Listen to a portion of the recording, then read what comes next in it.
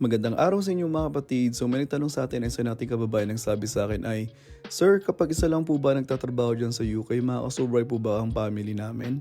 Ang sagot ko dyan po mga kapatid ay based po sa aking experience. Depende po yan sa lifestyle ninyo, depende po sa location ninyo mga kapatid. Kung outside London kayo o sa London kayo, pag sa London medyo mahirapan kayo dyan kasi nga medyo mataas ang cost of living dyan mga kapatid.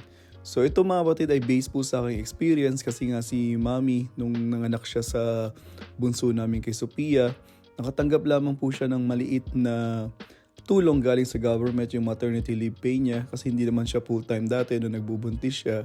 So nakakatanggap lang naman kami ng konti, and then after that, nang natigil na, ay wala na po siyang natatanggap, nag full-time na po siya bilang taga-alaga namin mga anak. Tapos ako po yung nag-step up, talaga nagtrabaho po ako na 5 days and 6 days kada linggo. Medyo mahirap pero kinakaya namin kasi nga para sa pamilya namin. Marami kaming sacrifices na ginawa at marami kaming binago sa aming lifestyle. So sa loob ng 2 taon at kalahati, nakasurvive kami na isa lang yung nagtatrabaho. So mga kapatid, kung nakaya namin ng aking pamilya na isa lang nagtatrabaho, kakayanin din po ninyo yan. Talagang ano lang po yan tamang pagpaplano lamang yan. At hindi habang buhay ganyan kayo mga kapatid kasi nga lalaki din yung mga bata pagdating ng panahon. So yan, maraming salamat po.